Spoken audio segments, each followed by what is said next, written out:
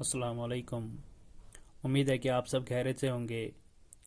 आज का जो टॉपिक है 10th स्टैंडर्ड के लिए हिस्ट्री का, वो है Indian trade, colonialism and the global system. ये पार्ट फर्स्ट है। बहुत अच्छा टॉपिक है।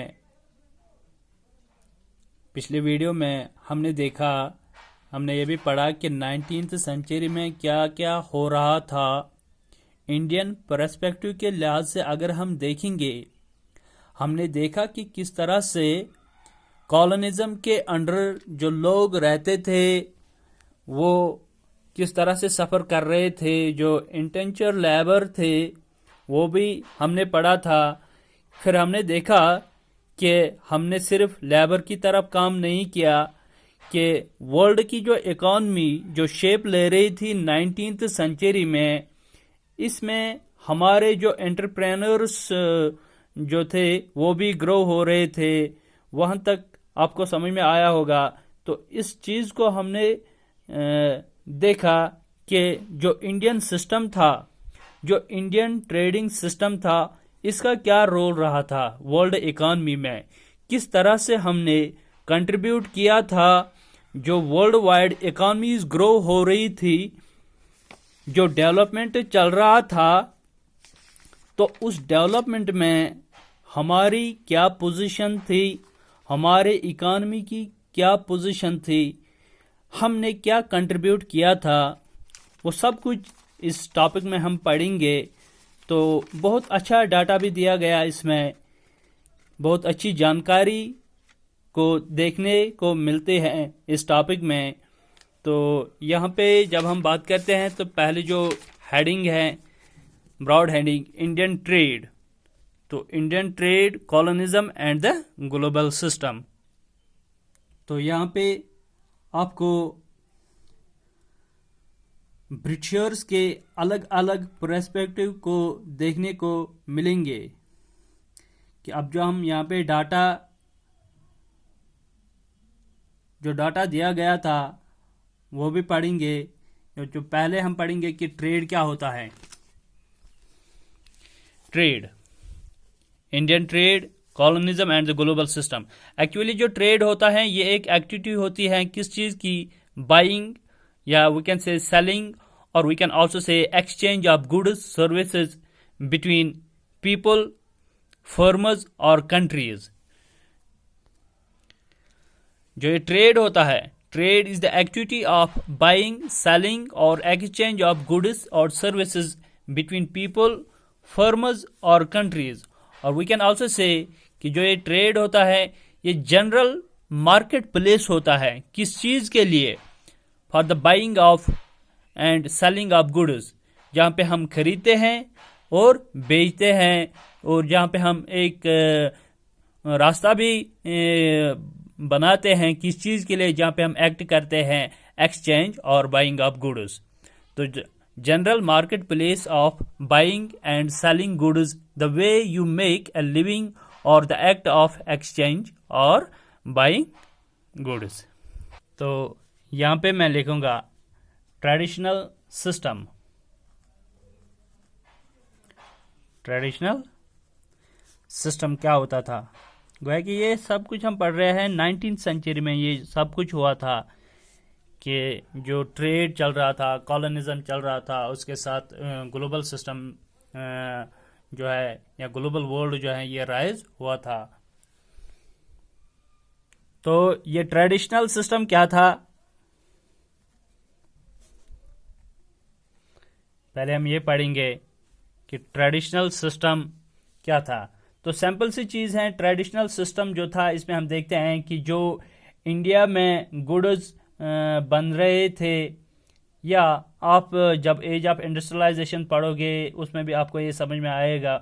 मतलब ये कि जो ईस्ट इंडिया कंपनी यहाँ पे आई थी इंडिया में, जो उस समय यहाँ पे वेवर्स थे जो गुड्स बना रहे थे, तो जो ईस्ट इंडिया कंपनी यहाँ पे आई थी, उन्होंने वो जो कपड़े यहाँ पे वेवर्स बनाते थे उनको खरीद लेते थे, और बाद में इनको जो ब्रिटिशर्स थे अपने कंट्री में लेते थे, और वहाँ पे एक्स्ट्रा रेट में वो कपड़े बेचते थे। गोया कि जो ब्रिटिशर्स यहाँ पे आए थे, ब्रिटिशर्स जब यहाँ पे आए थे, ये एक्चुअली ईस्ट इंडिया कंपनी जो ट्रेडिंग कंपनी थे, यहाँ पे इनको वेवर्स के साथ कनेक्ट हुआ था, राब्ता हुआ था। तो जो वेवर्स कपड़े बना रहे थे, तो ब्रिटिशर्स ये कपड़े अपने कंट्री में ले जाते थे, इनसे खरीदते थे। सपोज वो इनसे ये कपड़े 20 रुपये में खरीदते थे और बाद में वो अपनी कंट्री में ये 40 रुपये में बेचते थे। गोया कि वो भी खुश थे, तो जो इंडियन वेवर्स थे वो भी खुश थे कि उनको भी पैसा मिल रहा था, और जो ब्रिटिशर्स थे वो भी पैसे कमाते थे। गोया कि जो इंडिया था ये एक्सपोर्ट कर रहा था, ये एक्सपोर्ट करता था, और जो ब्रिटिश था वो उस समय इंपोर्ट करता था।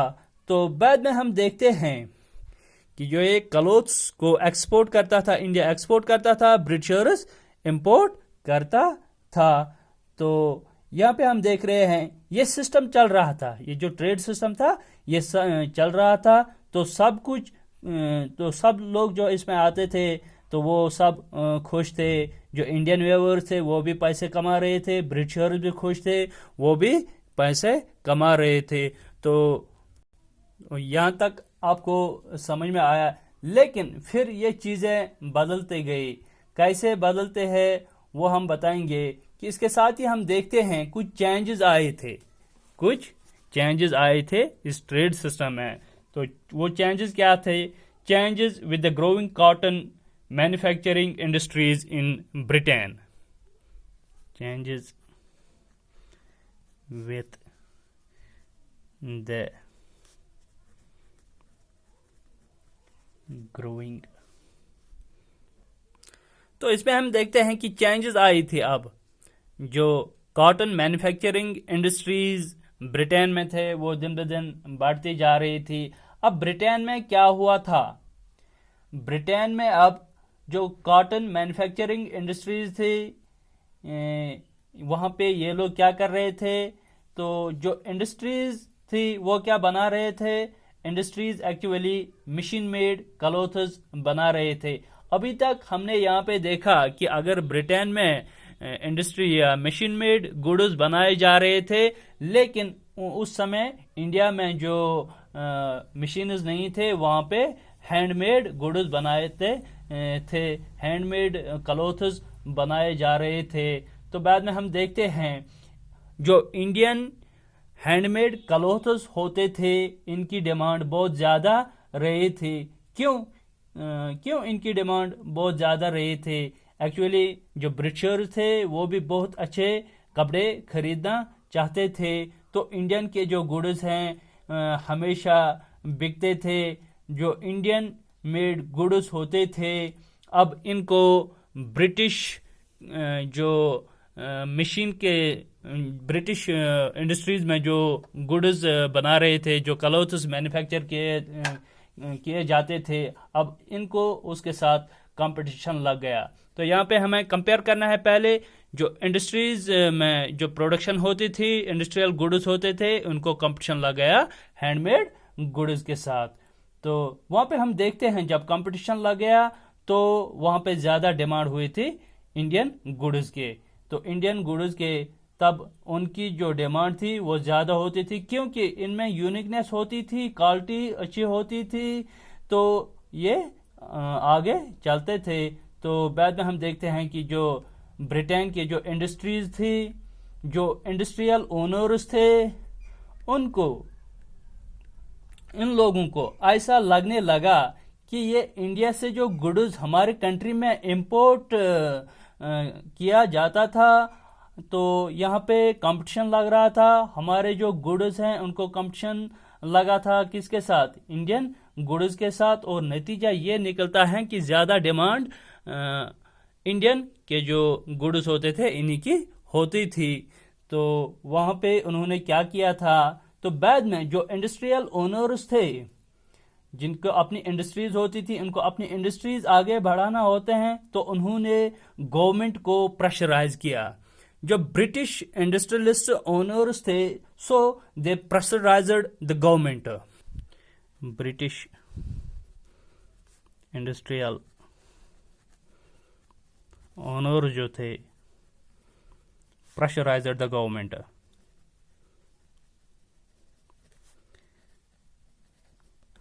हमने पहले भी पढ़ा था, जब हमने कॉर्न लॉ पढ़ा था, जो उस समय एग्रीकल्चरलिस्ट्स थे ब्रिटेन के, उन्होंने गवर्नमेंट को फोर्स किया था कॉर्न लॉज बनाने के लिए, तो बाद में गवर्नमेंट ने इंपोर्ट पर रिस्ट्रिक्शन लगा दी। तो यहाँ पे भी हमें ऐसा ही पढ़ने को मिलता है कि जो ब्रिटिश इंडस्ट्रियल ओनर्स थे, उनको अपने इंडस्ट्रीज बचाने के लिए उन्होंने गवर्नमेंट को प्रेशराइज किया। क्या उन्होंने क्या कहा गवर्नमेंट को? उन्होंने गवर्नमेंट को यह बताया कि जो इंपोर्ट किया जाता है, जो इंडियन गुड्स यहाँ पे ये लोग लाते थे, उस पर आप जो है बैन लगा दो। तो उन्होंने गवर्नमेंट को इस चीज के लिए प्रेशराइज किया। जो गुड्स आप यहाँ पे इंपोर्ट करवा रहे थे, तो हमारे कंट्री में इन गुड्स को क्या किया जाएगा? तो इन गुड्स को यहाँ पे हम देखते हैं कि जो इंपोर्ट हो रहा था इंडिया से, उस पर बैन लगनी चाहिए, उस पर रिस्ट्रिक्शंस लगनी चाहिए, ताकि जो हमारे यहाँ पे अपनी इंडस्ट्रीज हैं इनको बूस्ट मिलेगा। क्योंकि हमारी इंडस्ट्रीज जो प्रोडक्शन करते हैं, तो उनको ब्रिटिश के गुड्स के साथ कंपटीशन लगता है।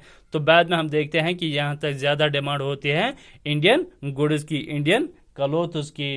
तो तब जाके उन्होंने गवर्नमेंट को प्रेशराइज किया कि इंपोर्ट पर रिस्ट्रिक्शंस लगा दो। तो यहाँ पे हम देखते हैं, तो उन्होंने गवर्नमेंट को भी प्रेशराइज किया। उसके बाद उन्होंने ये बताया कि जो मशीन मेड गुड्स हैं, इन गुड्स को हम इंडिया में भी भेजेंगे। एक तो अपनी कंट्री में भेजेंगे, दूसरा उन्होंने बताया कि जो इंपोर्ट कर रहा था ब्रिटेन, उस पर भी रिस्ट्रिक्शंस लगा दो। तो ठीक है, उस पर रिस्ट्रिक्शंस लगाई गई।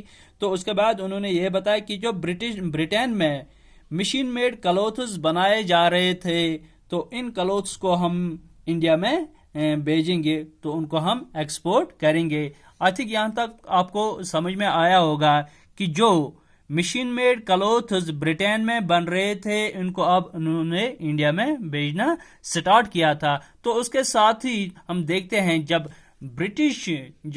मशीन मेड गुड्स ब्रिटेन से इंडिया में आ गए, तो यहाँ जो इंडियन वेवर्स थे उनको दिक्कत हो गई, इनको अब दिक्कत हो गई। एक तरफ हम देखते हैं कि इंडियन एक्सपोर्ट पर रिस्ट्रिक्शंस आयद की गई, गोया कि जो इंपोर्ट कर रहा था, ब्रिटिश जो इंपोर्ट कर रहा था, उस पर रिस्ट्रिक्शंस लगा दी गई थी, जिसका नतीजा ये निकला कि वर्ल्ड मार्केट जो था, इंटरनेशनल मार्केट जो था, वहां पे हम देखते हैं कि अब वहां पे इंडियन गुड्स नहीं जा रहे थे। तो दूसरी प्रॉब्लम जो हो गई, तो अब ये इंडियन जो थे ये क्लोथ्स, हैंडमेड क्लोथ्स प्रोड्यूस करेंगे। बाद में ये अब अगरचे एक्सपोर्ट नहीं कर सके, तो बाद में ये अपनी डोमेस्टिक मार्केट में भेजेंगे, लेकिन वहां पे भी उनको प्रॉब्लम हो गई, क्योंकि इंडियन ट्रेड जो था वहां पे हम देखते हैं कि जो ये एक्सपोर्ट कर रहे थे, वहां पर भी रिस्ट्रिक्शंस आ गई। तो अब ये अपने ही कंट्री में डोमेस्टिक मार्केट में भेजेंगे, तो वहां पे भी उनको प्रॉब्लम आ गई। वहां पे इनको कौन सी प्रॉब्लम आ गई? क्योंकि जो डोमेस्टिक मार्केट था, that was flooded by British made goods. जो डोमेस्टिक मार्केट था, डोमेस्टिक मार्केट में अब इनको प्रॉब्लम हुई थी। Domestic market was flooded by British made goods. अब जो इंडियन का ट्रेड है, उसको इंटरनेशनल मार्केट में भी प्रॉब्लम हो गई थी, क्योंकि अगर ये एक्सपोर्ट करेंगे या कोई कंट्री इंडिया से इंपोर्ट करेगा, ब्रिटेन इंपोर्ट करेगा, वहां पे टैरिफ्स लगाए जाते थे। अब ये अपने ही मार्केट में भेजेंगे, अपने ही कंट्री में ये क्लोथ्स भेजेंगे या गुड्स भेजेंगे, तो वहां पे भी प्रॉब्लम होते थे, वहां पे ये प्रॉब्लम होते थे। उस समय जो ब्रिटिश मशीन मेड गुड्स यहाँ पे बहुत सारे आए थे। तो ये था जो है किसके साथ ये क्या हुआ था। एक्चुअली जो चेंजेस मैंने लिखा था, इसी के बारे में अभी तक बोल रहा था। Changes with the growing cotton manufacturing industries. जब कॉटन इंडस्ट्रीज वहां पे बढ़ गई, तो उसके साथ ही चेंजेस, कौन कौन सी चेंजेस आ गई, ये यहाँ तक आपको समझ में आया होगा। अब देखिए उन्होंने फिर ये सब कैसे किया था। तो वहां की जो गवर्नमेंट थी, तो वहां की गवर्नमेंट ने एक्चुअली टैरिफ्स इंक्रीज की, जो कि मैं अभी तक बोल रहा था आपको। increase in the tariff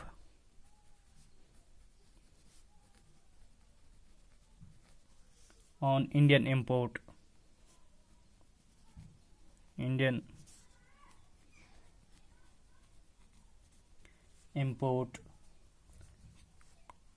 to Britain।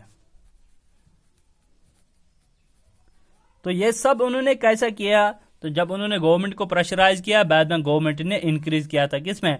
जो टैरिफ्स होते थे उसमें इंक्रीज किया था कि जो इंपोर्ट करेंगे, ब्रिटेन में जो इंपोर्ट होता जा रहा था इंडिया से, ये लोग इंपोर्ट करवाते थे, उस पर उन्होंने क्या बताया था? उस पर उन्होंने टैरिफ्स को इंक्रीज किया था, टैक्स बढ़ा दिया था। तो ये टैरिफ्स या टैक्स किसने इंक्रीज किया था? ये ब्रिटिश गवर्नमेंट ने वहां पे इंक्रीज किया था। सपोज अगर कोई ट्रेडर इंडिया से 50 रुपीज में कोई गुड्स लेता था, क्लोथ्स लेता था 50 रुपीज में, वो जब बॉर्डर पर पहुंचता था, अब उसको दाखिल होना था कहाँ पे? ब्रिटेन में। वहां की गवर्नमेंट उसको 100 रुपये टैरिफ्स लगाते थे। गोया कि अब जो उसने कोई गुड्स लिया होता 50 रुपये में लिया होता, लेकिन जब ये कंट्री में दाखिल होता है तो वहाँ पे गवर्नमेंट उसको टैरिफ्स लगाता था 100 रुपीज़, तो ये 150 का बनता था। तो नतीजा ये निकलता था कि 150 रुपये में उसको खरीदने के लिए वहाँ पे कोई तैयार नहीं होता था, जिसकी वजह से हम देखते हैं कि जो इंडियन एक्सपोर्ट था अब उसको भी ये अब आस्ता आस्ता डिक्लाइन होने लगा with the increase in the tariffs on imports to Britain. जब इंपोर्ट कर रहे थे ब्रिटेन की तरफ, ब्रिटेन में इंपोर्ट कर रहे थे, वहाँ जब टैरिफ्स इंक्रीज किए गए थे तो वो जो ट्रेड था ये डिक्लाइन होने लगा। नतीजा ये निकला loss of market for Indian goods. इस टैरिफ इंक्रीज करने के साथ क्या हुआ था? Loss of market for Indian goods.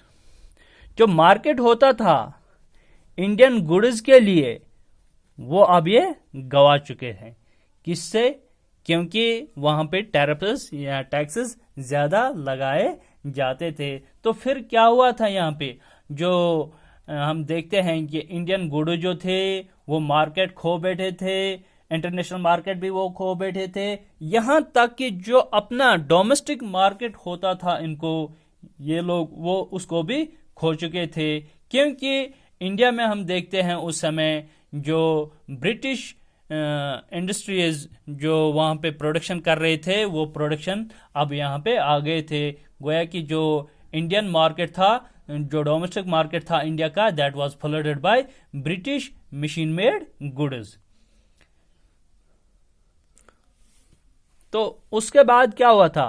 अब इंडिया के जो गुड्स होते थे, इंडियन गुड्स को अब मार्केट भी नहीं मिल रहा था। तो यहाँ पे हम ये नहीं समझेंगे कि शायद अब ट्रेड खत्म हुआ, क्योंकि जो इंडिया एक्सपोर्ट कर रहा था तो एक्सपोर्ट पर वहाँ पे टैरिफ्स लगाए गए थे। जो कंट्री इंपोर्ट कर रहा था वहाँ पे ब्रिटिश इंपोर्ट कर रहा था, ब्रिटिश के गवर्नमेंट ने वहाँ पे टैरिफ्स इंक्रीज किए थे। तो बाद में हम देखते हैं कि शायद अब ट्रेड जो है ये खत्म हुआ था। नहीं, ऐसा नहीं हुआ। उन्होंने जो डाटा दिया था तो वो उन्होंने ये बताया कि एक्सपोर्ट फ्रॉम इंडिया, जो कॉटन टेक्सटाइल की हम अभी तक जो बात कर रही थी, उसका डाटा उन्होंने दिया था कि एक्सपोर्ट कितना हो रहा था। एक्सपोर्ट फ्रॉम इंडिया, जो इंडिया से एक्सपोर्ट होता जा रहा था कॉटन टेक्सटाइल का, तो उसका डाटा उन्होंने दिया। तो ये 30% होता था। जो एक्सपोर्ट की जो परसेंटेज थी कॉटन टेक्सटाइल्स की, वो 30% होता था। कब? ये 1800 में होता था। गोया कि 1800 में इंडिया जो एक्सपोर्ट कर रहा था कॉटन, वो 30% हुआ था। उसके बाद हमने जो पढ़ा था कि इंक्रीज टैरिफ्स, वहां पे टैरिफ्स लगाए गए थे। गोया कि जो एक्सपोर्ट था ये अब डिक्लाइन हुआ था। जो एक्सपोर्ट था ये अब डिक्लाइन होने लगा। एक्सपोर्ट डिक्लाइनर कितना डिक्लाइन हुआ था? तो 15 ईयर्स में हम देखते हैं कि जो एक्सपोर्ट डिक्लाइन हुआ था ये 15% पे पहुंच गया। 15 ईयर्स में अभी तक हमने ये पढ़ा कि यहाँ पे 30% था 1800 में। तो 1815 में 1815 में इंडिया कितना एक्सपोर्ट करता था, अब ये 15% ही एक्सपोर्ट कर रहा था कॉटन टेक्सटाइल। गोया कि जो कॉटन मैन्युफैक्चर्ड गुड्स जो थे, जो मैन्युफैक्चर्ड गुड्स ये लोग एक्सपोर्ट कर रहे थे, वो अब डिक्लाइन होने लगा। तो 1870s में ये ट्रेड जो था ये डिक्लाइन हुआ था, डाउन हुआ था। कहाँ पे पहुंच गया ये 3% पे पहुंच गया। पहले वाले में हमने देखा 1880s में 30% था, तो 1815 ये 15% पे पहुंच गया। 1870s में ये 3% पे पहुंच गया। ऐसा क्यों हुआ था? क्योंकि ब्रिटिशर्स ने बहुत ज्यादा टैरिफ्स लगाए थे। अब इंडियन ट्रेड जो एक्सपोर्ट किया जा रहा था वो अब नहीं हो सकता था। ऐसा क्यों? क्योंकि उनकी जो इंडस्ट्रियल ओनर्स थे वहां पे, ब्रिटिश के जो इंडस्ट्रियल ओनर्स थे, उन्होंने गवर्नमेंट को प्रेशराइज किया था। वहां पे हम देखते हैं कि अब यहाँ पे हम 3% पे पहुंच गए, तो इसके साथ हम ये कहेंगे कि शायद ट्रेड खत्म हुआ। नहीं, ऐसा नहीं हुआ। ये बात नहीं है कि ट्रेड इसके साथ ही खत्म हुआ। तो तब हम देखते हैं then what was exported from India. तो यहां पे हम देखते हैं then what exported from India, कि अगर एक्सपोर्ट जो कर रहे थे, मैन्युफैक्चर्ड गुड्स ये एक्सपोर्ट कर रहे थे, वो डिक्लाइन हुआ था, तो बाद में हम देखते हैं शायद ट्रेड बंद हुआ था। नहीं, ऐसा नहीं हुआ था। अब इसके बाद क्या हुआ था? अब इंडियंस ने ये समझा कि ये जो हमारे जो मैन्युफैक्चर्ड गुड्स हैं उस पर वहाँ पे ज़्यादा टैरिफ्स लगते हैं, तो ट्रेड जो है ये डिक्लाइन होने लगा। अब इसके लिए कोई ना कोई सोल्यूशन निकालना ही होगा। तो उन्होंने बाद में एक्सपोर्ट क्या किया? उन्होंने रॉ मटेरियल को एक्सपोर्ट करना स्टार्ट किया था। क्यों उन्होंने रॉ मटेरियल को एक्सपोर्ट करना स्टार्ट किया था? क्योंकि ब्रिटिश की जो इंडस्ट्रीज थी, अब उन्होंने डिमांड की थी रॉ मटेरियल्स की। वहां जब इंडस्ट्रीज एक्सपेंड होती जा रही थी, गोया की जो डिमांड थी रॉ मटेरियल्स की वो भी बढ़ती जा रही थी, जिससे हम देखते हैं कि जो एक्सपोर्ट हुआ था रॉ मटेरियल का ये इंक्रीज हुआ था। जो ये मैन्युफैक्चर कर रहे थे, एक्सपोर्ट कर रहे थे मैन्युफैक्चर गुड्स, वो डिक्लाइन हुआ था। अब उन्होंने एक्सपोर्ट करना क्या किया? जो रॉ मटेरियल्स थे उसको एक्सपोर्ट करना स्टार्ट किया था। ये एक्सपोर्ट इंक्रीज होता जा रहा था। गोया कि जिस रफ्तार से मैन्युफैक्चरिंग गुड्स को एक्सपोर्ट जो कर रहे थे वो डिक्लाइन हुआ था, उसी रफ्तार से हम देखते हैं ये अब एक्सपोर्ट कर रहे थे रॉ मटेरियल्स को। क्या है कि जो रॉ कॉटन एक्सपोर्ट ये कर रहे थे, ये 5% से लेकर 35% तक पहुंच गया। कब से? फ्रॉम 1812 अप टू 1871 तक। गोया कि अभी हमने पढ़ा कि 1830 में 30% ये लोग मैन्युफैक्चर गुड्स को एक्सपोर्ट कर रहे थे, वो अब डिक्लाइन हुआ था 1815 में 15% पे, 1817 में 3% है। तो उसी तरीके से यहाँ पे अब देखते हैं कि जो उन्होंने एक्सपोर्ट किया था रॉ मटेरियल्स को, वो इसी रफ्तार से हो गया फ्रॉम 5 टू लेकर 35% तक। फ्रॉम 1812 टू 1871 तक उन्होंने ऐसा एक्सपोर्ट किया था। क्या? रॉ मटेरियल को अब उन्होंने अंग्रेजों को दिया, ले भाई वो अब आप लोग खुद वहां पे ही मैन्युफैक्चर कर दो, क्योंकि अब आपके पास इंडस्ट्रीज हैं। लेकिन वो बात नहीं थी। एक्चुअली वहां के जो इंडस्ट्रियलिस्ट थे उन्होंने गवर्नमेंट को प्रेशराइज किया कि इंपोर्ट पर बैन लगा दो, टैरिफ्स लगा दो, हाई टैक्सेस लगा दो। उसके साथ हम देखते हैं सेम इज फॉर इंडिगो। जो इंडिगो की प्रोडक्शन यहाँ पे होती थी उसको भी उन्होंने ऐसा ही किया था for Indigo and opium. 9th में आपने ओपियम वार पढ़ा होगा, जो लास्ट चैप्टर था। तो इसी तरीके से उन्होंने जो ये इंडिया से चीजेस ले रहे थे, अब ये इंडिया से उन्होंने इंडिगो लिया था। इंडिगो को ये क्या करते थे? ये इनको काम आते थे किस चीज़ के लिए? कलरिंग करने के लिए। जो ब्रिटिश इंडस्ट्रीज में जो ये क्लोथ्स बना रहे थे, इन क्लोथ्स को डाइंग के लिए इनको इंडिगो की ज़रूरत होती है। इसी तरह ये लोग उन्होंने यहाँ पे प्रोडक्शन की थी ओपियम की। अब उस समय हम देख रहे हैं कि ओपियम की प्रोडक्शन उन्होंने इंडिया में करवाई, लेकिन ओपियम की जो कंजप्शन था वो उस समय चाइना में ज़्यादा हो रही थी। बाद में उन्होंने चाइना के साथ, अंग्रेज़ों ने चाइना के साथ ओपियम वार भी किया था, जिसमें उन्होंने चाइनीज के जो रूलर थे उनको फोर्सफुली एग्रीमेंट करवाया कि आप जो ओपियम है इसकी ट्रेड के लिए वहां पे इजाजत दे दो। तो यहाँ पे हम देखते हैं कि इंडिगो और ओपियम में भी उन्होंने ऐसा ही किया था। इंडिगो की जो हम बात करते हैं उसका भी उन्होंने रॉ मटेरियल ही ले लिया था। तो इंडिया में ओपियम की ग्रोथ भी होती थी, ओपियम के बदले उन्होंने बाद में उसको चाइना में उसको एक्सपोर्ट किया था और वहाँ से ये लोग टी वगैरह लाते थे और इंटरनेशनल मार्केट में इनको बेचते थे। तो यहाँ पहले अगर हम देखते हैं कि फेयर ट्रेड होता था। अब जब ब्रिटिशर्स आए थे, ईस्ट इंडिया कंपनी आए थे, उन्होंने अपने मोटिव के हिसाब से ट्रेड करना स्टार्ट किया था। जो इंडियन ट्रेड था उसका नेचर उन्होंने बदल दिया। आई होप यहाँ तक आपको ये टॉपिक अच्छी तरह से समझ में आया होगा। नेक्स्ट वीडियो में हम पढ़ेंगे इसका सेकंड पार्ट, जो इंडियन ट्रेड था और Indian trade, colonialism and the global system था। इसका सेकंड पार्ट हम दूसरे वीडियो में पढ़ेंगे।